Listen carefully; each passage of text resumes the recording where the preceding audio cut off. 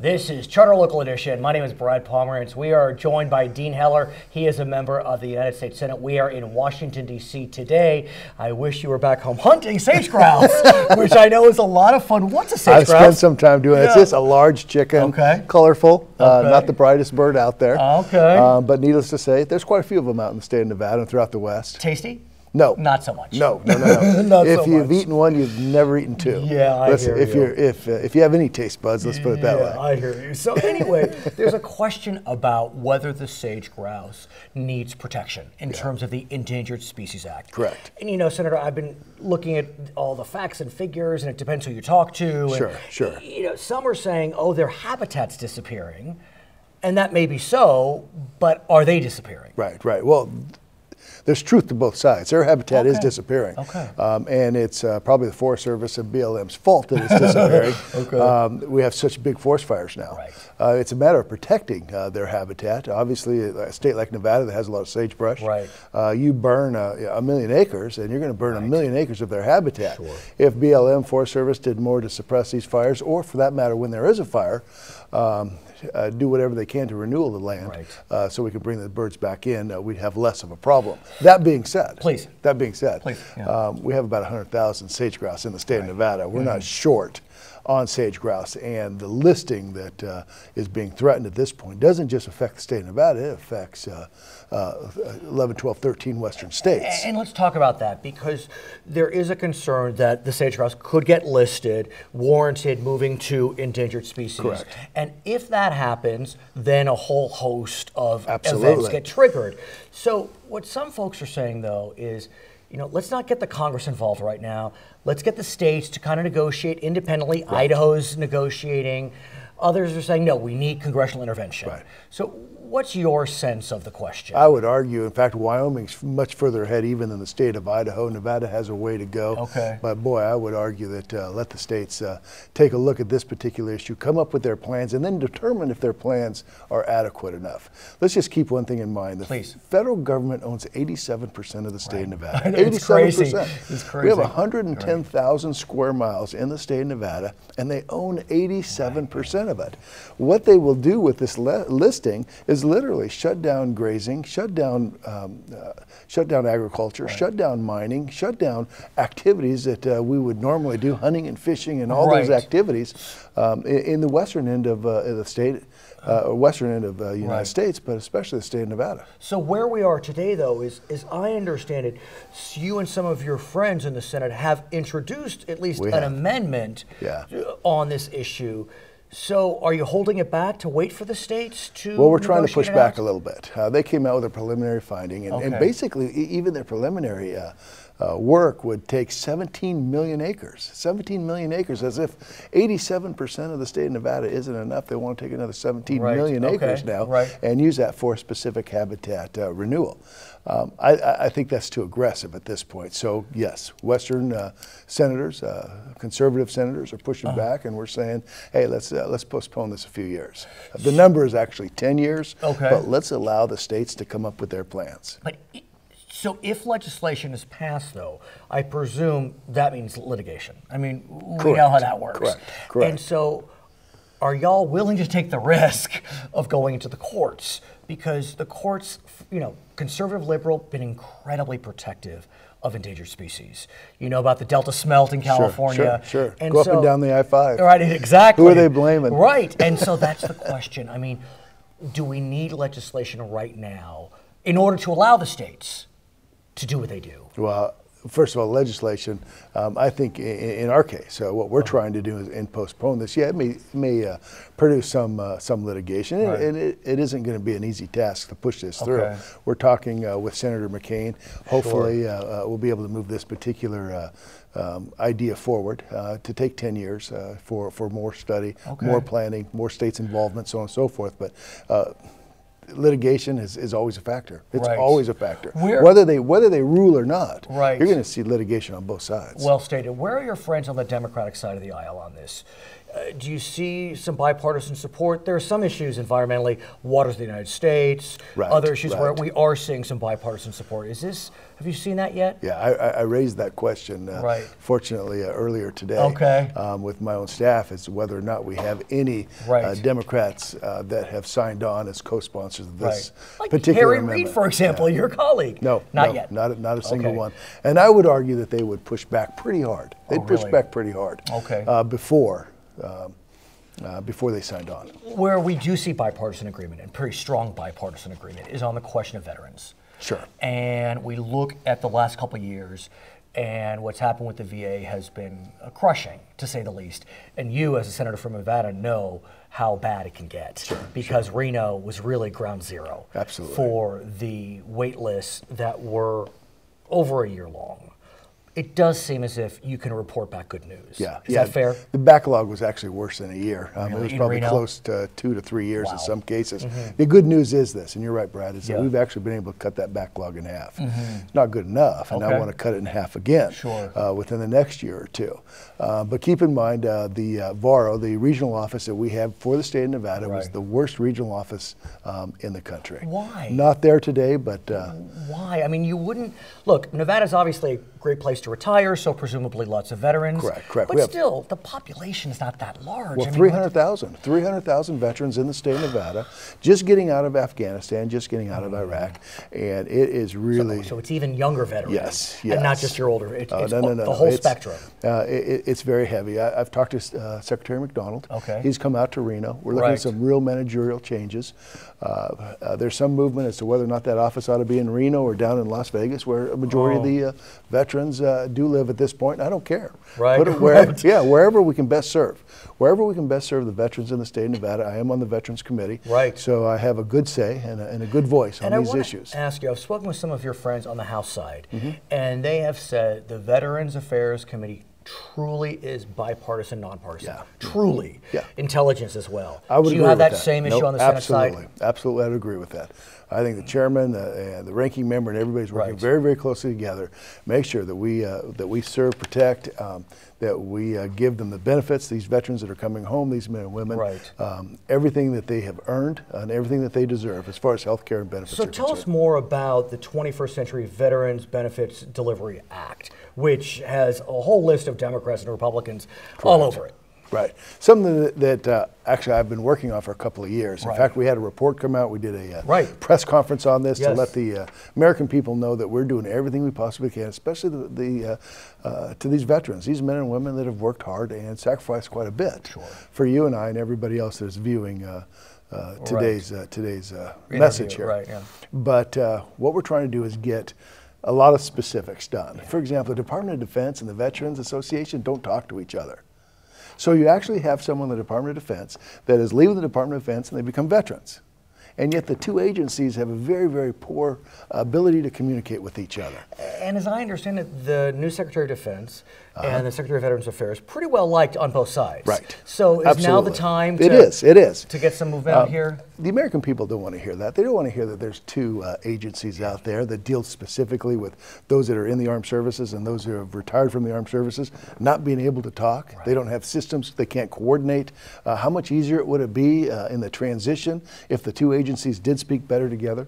We're trying to take the application process and help the veterans to be a year in advance when they're still in the Department of Defense, while they're still active, help them learn the process in order to do what's necessary before they get out so that they can receive their benefits so they're not waiting 1 year, 2 years, or 3 years. So we'll get it done. He is Dean Heller. It's good to see you. You bet. He is a member of the U.S. Senate representing the great state of Nevada. My name is Brad Palmer. We are coming to you from Washington, D.C. It's Charter Local Edition.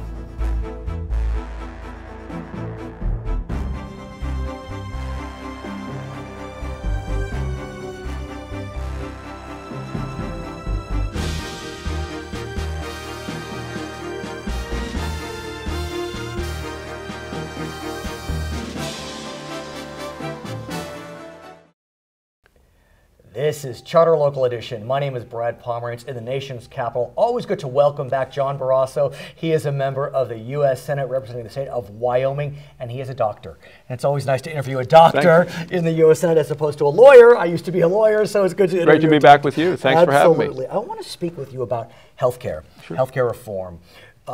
When you look at the Affordable Care Act, lots can be said about it. But what we do know is, as it relates to premiums, it seems as if premiums are going up in some places, down in other places. What's happening in Wyoming? What do you hear on the ground? Well, I'm in Wyoming just about every weekend. And as a doctor, I see former patients and friends. But no matter where you are in Wyoming, you get to talk to people about it. And this is a big concern. Because the president promised, if they passed his health care law, that premiums would go down by $2,500 a family. And what actually has happened in Wyoming, costs have exploded as they have across the country. And that's what's frustrating, because in some places like Denver, premiums went down. In Nashville, apparently in Wyoming, premiums went up. Is there a method to the madness? Do we have a sense as to why in some places but not others? The concern that I'm hearing in Wyoming is that the president decided that he has a better idea of what people need than people do. And it was at the Wyoming Stock Growers meeting, you talked to ranchers who had insurance that worked for them, but then they lost it because it didn't meet the president's mandates of all of these, what he called essential benefits, I call excessive benefits. So people now have insurance that they're paying more than they were before, plus the deductibles are higher, the co-pays are higher. That's why this law is still so very unpopular all across the country, because the president really didn't keep his word. What we also know is that part of the reason why premiums are being driven up are these new wonder drugs, which we support. I mean, it's wonderful that an illness like Hep C is now being cured through a drug called Sovaldi. As a physician yourself, you understand the importance of innovation. But these wonder drugs are expensive and driving premiums up. What can be done on that front? And with a hepatitis drug, as you say, it's $1,000 a day. You need to take it for 12 weeks every day. Huge expenses that weren't there before. We're always looking to find new ways to cure problems, and whether it's Alzheimer's, whatever we are as a country due to the advances in medicine, living longer, all of us, healthier lives. But there's a significant expense to that, and the promise under the health care law is that costs would go down. That wasn't true. People knew what they wanted with health care reform. I hear it every weekend in Wyoming. They want the care they need from a doctor they choose at lower costs, and they didn't get it. But on this one issue of drug and drug costs, is there a way? And the reason I ask is, you all in Congress must be incredibly proud of the fact that you came together in a bipartisan way and addressed the issue of Medicare and reimbursements. And I've spoken with many of your colleagues, and it really is a source of pride. So Congress can get together and fix a problem. Drug costs, a problem. Premiums, a problem. Can you get together under this presidency, because he's still here, and try to solve the problems that the Affordable Care Act has? Well, I want to find a way to find affordable health care for people. Mike Enzi, the other senator from Wyoming, is the champion on the HELP committee working on this, but we really don't have a partner in the White House who is willing to work with us. He continues to give speeches saying that the health care law is working wonderfully and people should forcefully defend and be proud, but he doesn't pay attention to the fact that so many people are finding that they are paying more, and I want to have a partner to work with to find the solutions to give people the care that they really need at lower cost. I want to ask about Medicaid. As you know, your governor has been willing to look at expanding Medicaid in Wyoming. A lot of Republican governors have looked at that possibility and tried to create plans that work for them, not necessarily taking the expansion as the federal government suggests, but public-private partnerships. In the end, though, even though the Wyoming governor was looking at expanding, the Wyoming State Senate opted against. Now, of course, you're not in that body, but what do you make of this, that some Republican governors, including yours, is looking to expand, but it's the legislatures that are not moving forward? Well, I was in the Wyoming State Senate for 5 years. It is a terrific institution, and the thing that's so interesting with Medicaid expansion is that Washington has said, well, we'll pay for several years for all of it, but then sooner or later, the expense is going to be on the state. And what I saw when I was in the state Senate is the state was asked to bear more and more of that burden of the cost, which then takes away money that could be used for education in our schools, for safety, for highways, all of those things. So I think members of the Wyoming legislature were concerned that if you sign up now, and we want to do it on Wyoming's terms, when Washington comes out with a one-size-fits-all, that hardly ever works at home in Wyoming. But I understand, I think Indiana Governor Mike Pence, a Republican, did it more on his terms. He worked with the federal government, got the waivers necessary. Again, I know you're not, a member of that state legislature. You can only do so much. But, if you spoke to your colleagues, what would you recommend? Can we do it Wyoming's way in terms of the expansion? Well, you said the right word with Indiana, which was waivers. I mean, you have to go and essentially ask or beg Washington to let you do it the way that you know works best at home. And people of Wyoming, I think they ought to just be able to do it that way without having to say, every time we want to make a change, anyway we want to say we know what works best in Wyoming, that we have to turn to Washington. That's the way I felt when I was in the Wyoming legislature, and that's certainly the way people at home feel, and I hear about it. I hear about it every weekend. No doubt Wyoming is one of the most beautiful places in this nation, with beautiful rivers and creeks and bodies of water, and there are many members of the Senate, both Democrats and Republicans, in a very bipartisan way, that are very concerned about a rule that's been promulgated by the EPA called the Waters of the United States Rule. And as I understand it, the EPA was looking at addressing some Supreme Court issues that confused what the rule was. But what we know today is the EPA is looking to expand the definition of their jurisdiction. What can you tell us about the Waters of the United States Rule? Yeah, and not just the definition that they want to expand their authority, their reach, their control. Oh, and right now the law is that waters of the U.S. are navigable waters. Now we know what we think of as navigable waters. The EPA wants to expand that to basically puddles, prairie potholes.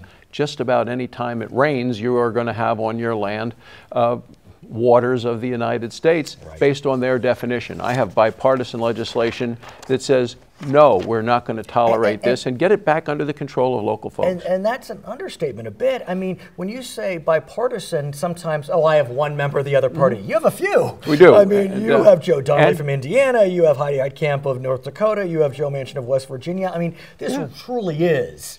So if you and it already passed the House with 24 Democrats voting in the support of this. I've spoken with some of your friends in the House, and they're kind of smile like, well, I don't know what the Senate, the upper chamber is doing. So what's the upper chamber doing? I mean, to deal with this issue. Well, I've introduced the legislation. We've had a committee hearing and then a vote in the committee. It is now passed out of committee, and we're working our way to the floor of the United States Senate, because people in Wyoming clearly know water is personal, and water has to do with the land as well. If the government comes in to control water, it controls your land. Do you have a sense where the executive branch is? I mean, we know the EPA is part of the executive branch, but the president may be on a different page on this. Well, I think we need to put this on legislation that is going to pass and get the president's signature. That's what I'm working for, because I want this to become law. But could that happen? I mean, could y'all come together, in a bipartisan way, including the three I mentioned from the U.S. Senate who are Democrats and the Democratic president? It would have to be, I think, tied to additional legislation that the president wants to see passed. I don't know if standing alone it would pass, because the president has been pretty authoritative and dictatorial, if you will, on issues of emissions. We see this in Wyoming with what this president has done to the coal industry in Wyoming, fighting our energy industry, and we are the energy capital of the world. So I would expect also on water, the president is going to be pretty dug in, and we're heading in the opposite direction. We think the control ought to be at the local level, and that Washington shouldn't be making these decisions about water in Wyoming. His name is Dr. John Barrasso. He is a member of the U.S. Senate from Wyoming. My name is Brad Pomerantz. It's Charter Local Edition.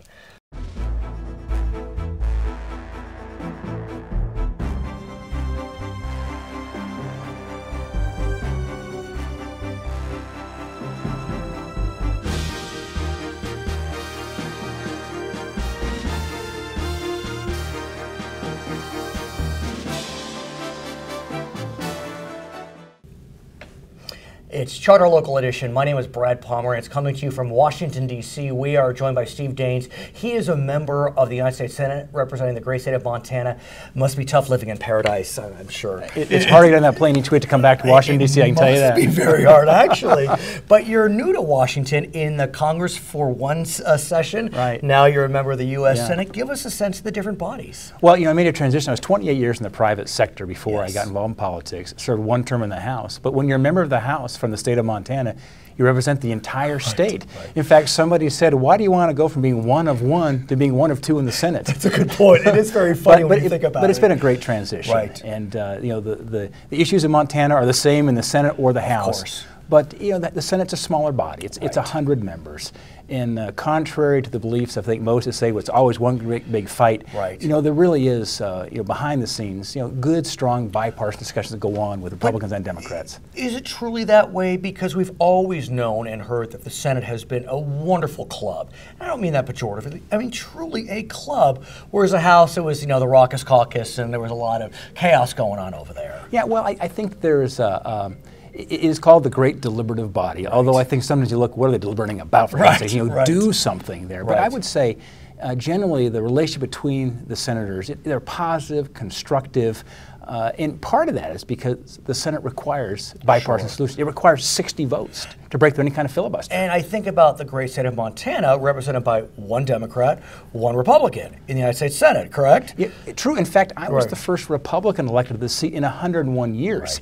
And so growing up in Montana, Montanans elect Republicans, Montanans elect Democrats. You know what they want the most? They say, set aside the R or the D label, make sure MT's behind your name. Nice. And it's a reason why there's a Democrat and a Republican in the Senate from Montana. And one of the biggest T's in MT is timber.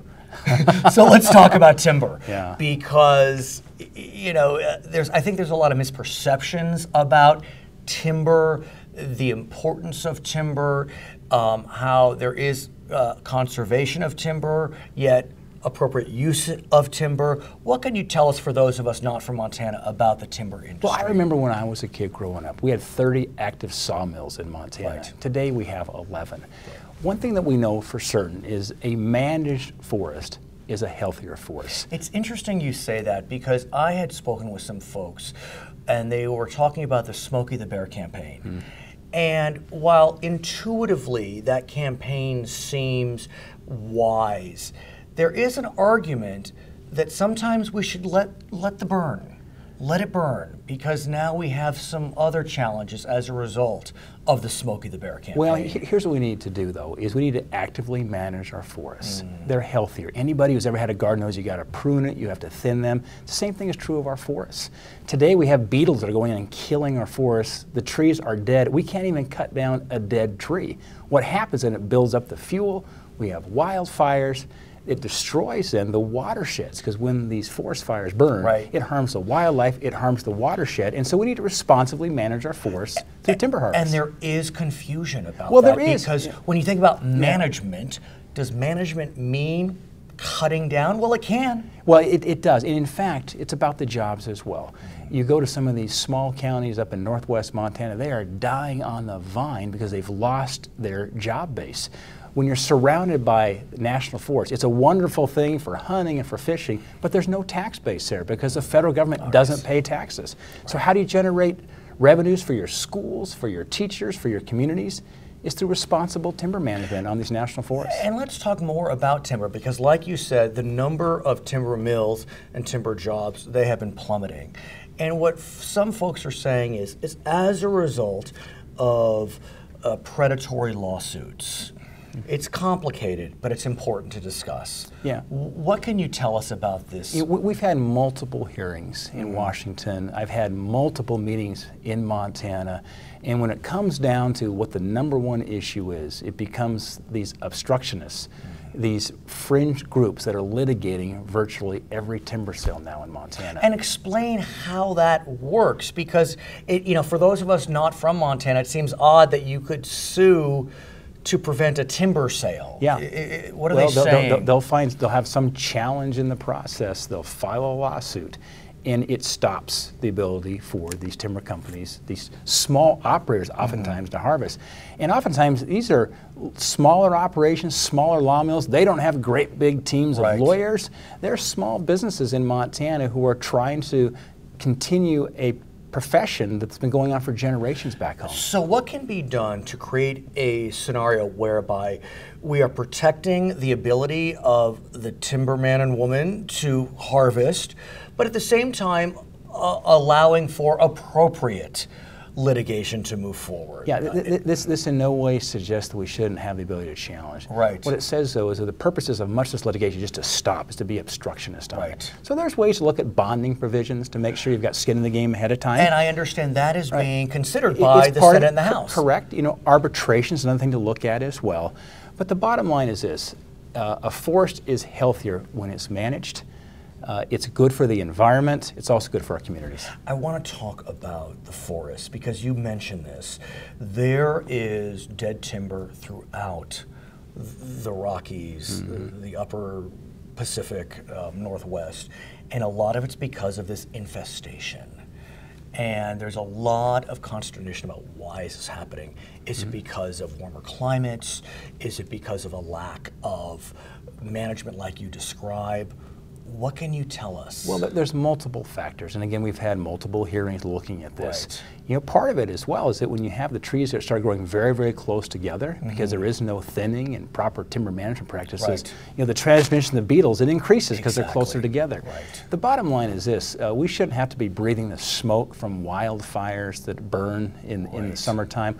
Why not responsibly manage the timber, create the jobs, reduce the risk to the watersheds from these large forest fires, as well as what it does to the environment when you have these massive wildfires. So who's responsible to responsibly manage? Is it the counties, the state of Montana, the federal government, all the above, none of the above? Well, frankly, if you look in my home state of Montana, we are doing a good job of managing private land. Oftentimes our state forests are in pretty good shape. The problem is our federal lands, the federal forests. Right. And that's because we're seeing these lawsuits that go into our federal courts, and that's where it gets stopped. In fact, I have some dramatic pictures back in my office. Which you'll give us, hopefully. A green, vibrant forest on one side of the fence and a dying gray, sick forest on the other side of the fence. And the contrast is one is a national forest, the other is private land. You see the difference. It seems as if I look at Democratic Senator Tester, I look at Republican Senator Daines, I look at Republican Congressman